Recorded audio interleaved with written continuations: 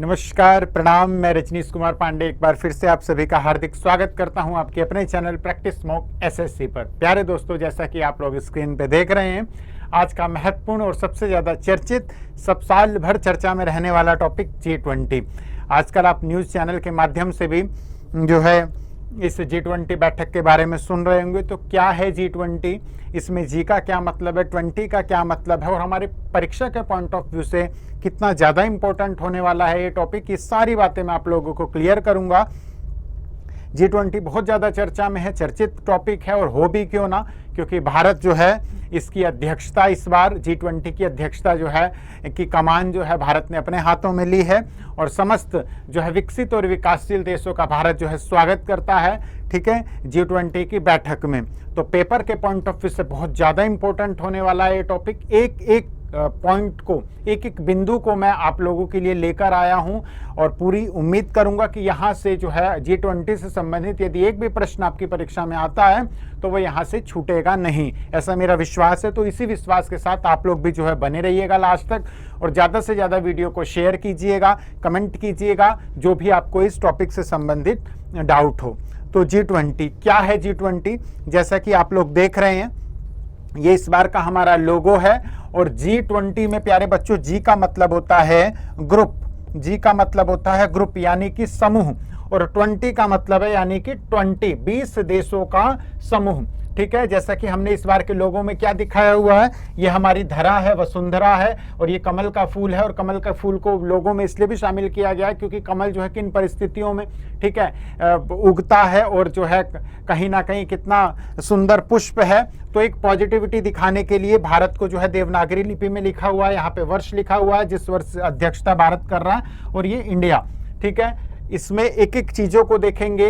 G20 में मैंने आपको बताया प्यारे बच्चों, पहले समझेंगे G20 क्या है। G20 एक ग्रुप है, 20 देशों का एक ग्रुप है जो कि विश्व की जो है लार्जेस्ट इकोनॉमी है, ठीक है। इसमें G20 में विकासशील यानी कि डेवलपिंग कंट्री और डेवलप्ड यानी कि विकसित उनका समूह है। जैसा कि आपने इससे पहले G7 सुना होगा, G7 में भारत शामिल नहीं है। G7 का मतलब है डेवलप्ड कंट्री यानी कि विश्व की 7 सबसे ज्यादा जो है विकसित कंट्री जो कि डेवलप्ड हो चुकी है। लेकिन G20 में डेवलप्ड विद डेवलपिंग यानी कि G7 इसमें इंक्लूड है और बाकी अन्य जो 13 है वो विकसित देशों के साथ साथ विकासशील देश हैं जो कि डेवलपिंग है। अभी जो है वो पूरी तरीके से विकसित नहीं हो पाए हैं। जैसा कि इंडिया डेवलपिंग कंट्री है और बहुत आगे आने वाले कुछ ही वर्षों में जो है डेवलप्ड कंट्री हो जाएगा। भारत जो है हमेशा से लोहा मनवाता आया है, चाहे वो इसरो के क्षेत्र में हो, चाहे वो एजुकेशन के क्षेत्र में हो, हर क्षेत्र में जो है भारत ने अपने नए कीर्तिमान स्थापित किए हैं। तो G7 क्या है समझेंगे। G7 में प्यारे बच्चों G20 जो है उसमें ऑलरेडी G7 जो है वो इंक्लूड है, इसमें G7 है, बच गए 13। तो आपको ये याद होना चाहिए, पेपर के पॉइंट ऑफ व्यू से सबसे ज्यादा ये पूछता है कि G7 में कौन सी कंट्री है और G20 में कौन सी कंट्री है, तो आपको पता होना चाहिए। ट्रिक के माध्यम से भी ये सारी कंट्री आपके टिप्स पे होने वाली है। वीडियो को में लास्ट तक बने रहें, मैं आपको ट्रिक के माध्यम से सारी आपको जो है G20 कंट्री को रटना भी नहीं पड़ेगा, ट्रिक याद करेंगे और आप कभी भी बता सकते हैं कि ये वाली कंट्री G20 में है और ये वाली नहीं है। पे एग्जामिनर इसी तरीके से पूछेगा कि निम्न में से कौन सी कंट्री जो है G20 का पार्ट है या नहीं है, तो वो लास्ट तक बने रहें, ट्रिक के माध्यम से वो भी आपका डाउट मैं क्लियर कराऊंगा। G7 जैसा कि G7 में Canada, France, Germany, Italy, Japan, United kingdom और यूनाइटेड स्टेट ऑफ अमेरिका इसमें शामिल है। कुछ देर वर्षों बाद जो है रशिया शामिल हुआ था तो ये G8 बन गया था, लेकिन पुनः जो है रशिया अलग हो गया और ये G7 है। G7 में ऑलरेडी ये सारी कंट्री है, ठीक है। यहाँ पे आप लोग देखेंगे, यहाँ पे इन कंट्री के अलावा G20 में कौन कौन सी है, अर्जेंटीना, ऑस्ट्रेलिया, ब्राजील, चाइना, यूरोपीय union, India, Indonesia, Mexico, Saudi अरब, साउथ अफ्रीका, साउथ कोरिया और टर्की। और ये पूरा मिला के कितना बन गया, ये बन गया, देखिए 7 देश यहाँ पर है, एक रशिया, 8 और 12 ये हैं, 12, 8, 20, ये 20 कंट्री जो है वो G20 का पार्ट है। और आप लोग कोशिश कीजिएगा कि झंडे, जैसे हमारा प्यारा देश भारत, उसका जो क्या है तिरंगा, तो इसको देखते ही हम पहचान लेते हैं। ऐसे आप भी कोशिश किया कीजिए अन्य देशों के झंडों को देखकर आपको जो है कंट्री का नाम याद हो जाए, ठीक है।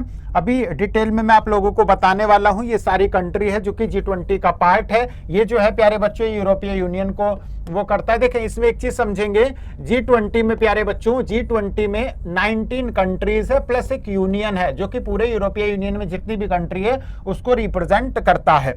ठीक है, इस बार का जो हमारा लोगो है, जो हमारी थीम है, वो है प्यारे बच्चों वसुदेव कुटुंबकम। वसुदेव कुटुंबकम जिसका अर्थ क्या होता है, पूरी वसुदेव यानी कि पूरी वसुंधरा यानी कि धरती, कुटुंब यानी कि परिवार, यानी कि संपूर्ण जो धरती है वो हमारा परिवार है। ऐसे महान ग्रंथों को जन्म दिया है भारत ने। ठीक है, तो भारत की जो है का महत्व जो है इन शब्दों से ही समझ सकते हो, जिसने इन आदर्शों को अपनाया है। वसुदेव कुटुंबकम यानी कि पूरी वसुंधरा ही हमारा परिवार है। कितना प्यारा इस बार का थीम है। मुझे लगता है जब से G20 बना है तब से इतना सुंदर शायद ही थीम हो, वसुदेव कुटुंबकम। ठीक है, ये G20 का लोगो है, ये G20 का लोगो है, ये आप लोगों को पता होना चाहिए। ये ट्रायो का है, ये मैं अभी आपको समझाऊंगा। पहले बात करते हैं हम लोग G20 क्या है। प्यारे बच्चों इस देखते चलेंगे, मैं आपको रफली बता चुका हूं सारी चीजें।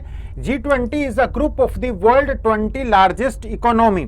और याद रखेंगे G20 जो है वो इंटर गवर्नमेंटल फोरम है। ठीक है, एक अंतर सरकारी जो है एक तरह से फोरम है ये। ठीक है, इस्टेब्लिश कब हुआ था? 1999 में ये इस्टेब्लिश हुआ था, जबकि इसकी फर्स्ट समिट जो है अमेरिका में 2008 में हुई थी, जब वो वैश्विक मंदी वाला दौर चल रहा था। और याद रखेंगे G20 में जितने भी कंट्री है, जैसे इस बार जो भारत इसकी अध्यक्षता कर रहा है, तो ये मतलब कोई वैसा नहीं है, ये रोटेट वाइज चलता है। रोटेशन के हिसाब से जो है सारी कंट्रियों को इसमें अध्यक्षता मिलती है। तो जितनी इसके मेंबर कंट्री है सबके पास एक ना एक बार जो है ये होगा। ठीक है, जैसे इस बार 2023 में इसकी अध्यक्षता कौन कर रहा है? भारत। 2022 में किसने किया था? इंडोनेशिया में। 2024 में कौन करेगा? 2024 में ब्राजील करेगा। तो एक रोटेशन वाइज चलता है, रोटेट वाइज चलता है, और जितनी भी इसमें कंट्री हैं वो सारी जो है अध्यक्षता करती हैं। ठीक है, इसका जो है सचिवालय या इसका देखिए, इसका कोई ना तो ऑफिस है, ना कोई इसका हेडक्वार्टर, ना कोई इसका सचिवालय है। जब जिस देश जो है अध्यक्षता करता है तो एक तरह से वही उसका सेक्रेटरीट या एडमिनिस्ट्रेटिव ऑफिस उसका वही देश होता है। जैसे कि पिछला 1 दिसंबर 2022 से 30 नवंबर 2023 तक, ठीक है, लगभग पूरे 1 वर्ष के लिए भारत को ये अध्यक्षता सौंपी गई थी। तो इस दौरान जितनी भी मीटिंग होगी वो भारत में होगी, और भारत में ही जो है इसका एडमिनिस्ट्रेटिव ऑफिस या सेक्रेटरीट होगा। जो जिस देश को अध्यक्षता मिलेगी वो देश उसी का जो है क्या होगा, एक तरह से सेक्रेटरीट या ऑफिस वगैरह होगा। मेन मोटिव क्या था प्यारे बच्चों? G20 को बनाने का मेन मोटिव क्या था? क्यों इसकी स्थापना हुई? देखिए, जब देखा गया कि G7 की स्थापना हो चुकी है और G7 डेवलप्ड कंट्री है, वो अपने इन 7 देशों के लिए बहुत अच्छी चीजें कर रहा है, तो कहीं ना कहीं एक जरूरत महसूस हुई कि क्यों ना हम इन्हीं के साथ मिलकर इन्हीं के जैसी एक फोरम बनाते हैं, और जो है इन कंट्रियों का ध्यान रखेगा, जिसमें आपका ग्लोबल इकोनॉमी से संबंधित मुद्दे होंगे, सतत विकास यानी कि सस्टेनेबल डेवलपमेंट से संबंधित मुद्दे होंगे, जलवायु परिवर्तन यानी कि क्लाइमेट चेंज से संबंधित जो भी परेशानी आ रही है उन सभी को जो है इस मंच पे हम लोग रखें, जिसमें जो है विश्व के जो बड़े इकोनॉमी वाले देश हैं वो सब की जब एक मंच पे बैठेंगे, सबकी राय होगी, तो एक उचित निष्कर्ष निकल पाएगा। इसलिए जो है इन सारी सुविधाओं के लिए, इन सारी परेशानियों के समाधान के लिए एक मंच तैयार किया गया, जिसे G20 बोला जाता है। इसका बैकग्राउंड की बात करें तो 1990 में इसकी जो है आवश्यकता महसूस हुई। 1990 का जो दशक था वो भारत के लिए, भारत ही नहीं संपूर्ण विश्व में जो है अस्थिरता फैली हुई थी, भुखमरी थी, गरीबी थी, अनिश्चितता थी, ठीक है, इनबैलेंस था, ठीक है, वैश्विक संकट था। तो बैकग्राउंड कहीं ना कहीं 1990 के दशक से ही इसकी जो है रूपरेखा बना ली गई थी। मैंने आप लोगों को बताया G7 क्या है? ग्रुप ऑफ 7, जिसमें 7 जो है डेवलप्ड कंट्री है। इसी को और विस्तार दे दिया गया और अन्य 13 कंट्रियों को जोड़ दिया गया, और वही आज क्या बन गया? G20। याद रखेंगे G20 में 19 कंट्री है और एक जो है यूनियन है जिसका नाम है यूरोपीय यूनियन। इसका कोई एडमिनिस्ट्रेटिव ऑफिस नहीं है। याद रखेंगे, प्रश्न आ सकता है कि निम्न में से G20 का जो सचिवालय है या मुख्यालय, हेडक्वार्टर कहां पे है? तो याद रखेंगे कोई नहीं है। 3 ऑप्शन दे देगा, अमेरिका, ब्राजील या जापान, और फिर दे देगा नन ऑफ द अबव। तो आपको नन ऑफ द अबव हमेशा याद रखना, नो। इसका कोई सेक्रेटरीट, कोई एडमिनिस्ट्रेटिव ऑफिस नहीं है। इसमें जो है ट्रॉयका प्रोसेस चलता है। क्या है ट्रॉयका प्रोसेस? मैं आप लोगों को समझाता हूं। देखिए, ट्रोइका प्रोसेस जो है प्यारे बच्चों, ये ट्रोइका का मतलब होता है, इसमें जो है पास्ट, प्रेजेंट, फ्यूचर को जो है डिनोट किया जाता है। इसमें एक तरह से 3 कंट्री है। जो ट्रोइका शब्द है प्यारे बच्चों, ये जो ट्रोइका शब्द है ये रशियन व्हीकल, एक रशियन में एक व्हीकल आता है जिसमें 3 घोड़े लेकर जो है उस सवारी को चलते हैं। तो ये जो है रशियन व्हीकल से ही ये जो ट्रोइका शब्द आया है प्यारे बच्चों, ये रशियन व्हीकल से आया है। कहां से आया है? रशियन व्हीकल से।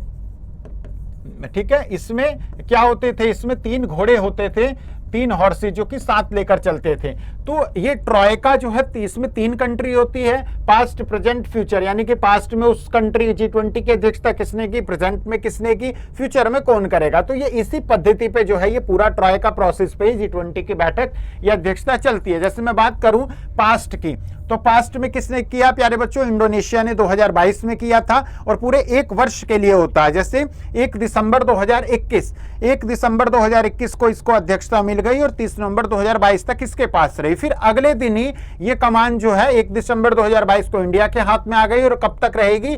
30 नवंबर 2023 तक। फिर 30 नवंबर जैसे ही 2023 कंप्लीट होता है, 1 दिसंबर 2023 को यह अध्यक्षता चली जाएगी ब्राजील के पास। फिर अगले साल 30 नवंबर 2024 तक जो है बनी रहेगी।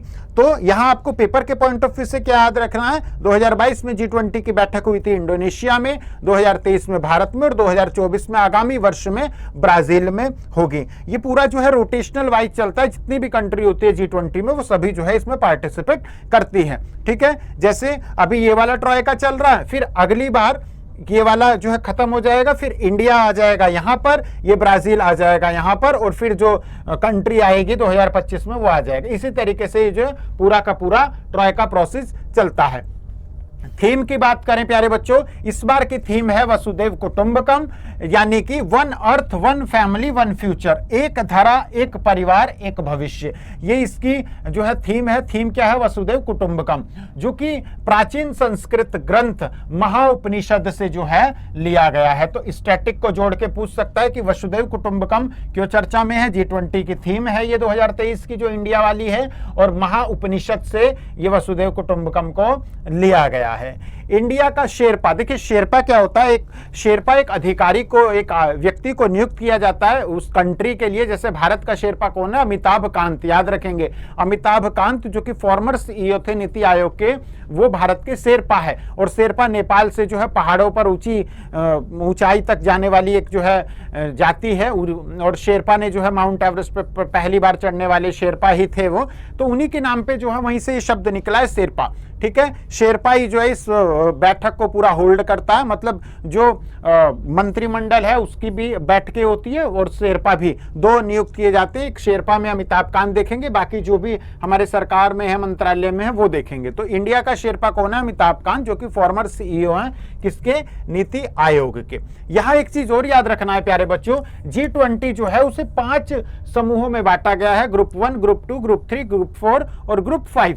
प्रत्येक समूह में जो है लगभग 4 कंट्रीज होती है, 4 देश होते हैं। जिसमें से अगर मैं बात करूं भारत को इन 5 समूहों में G20 में कहां स्थान दिया गया, तो ग्रुप 2 में है। ये पूछ सकता है, याद रखेंगे।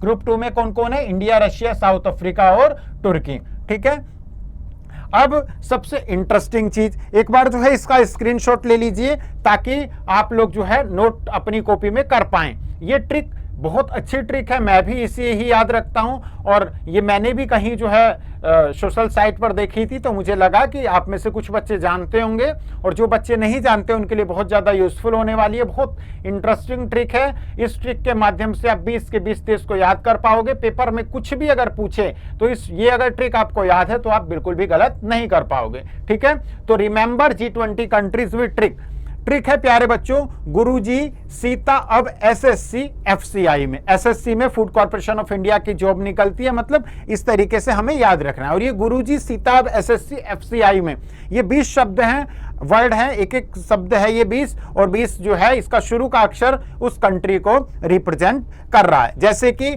गुरुजी सीता अब SSC FCI में जी प्रेजेंट कर रहा है जर्मनी को, U से USA, R से रशिया, U से UK, J से जापान, I से इंडिया, S से सऊदी अरब, I से इंडोनेशिया, T से तुर्की, A से ऑस्ट्रेलिया, A से अर्जेंटीना, B से ब्राजील, S से साउथ कोरिया, S से साउथ अफ्रीका, C से कनाडा, एफ से फ्रांस, सी से चाइना, आई से इटली, एम से मैक्सिको, ई से यूरोपीय यूनियन। अब इसमें सबसे ज्यादा, इसमें जो है सबसे ज्यादा, मैं एक बार फिर जो है रिपीट करना चाहूंगा आप लोगों को।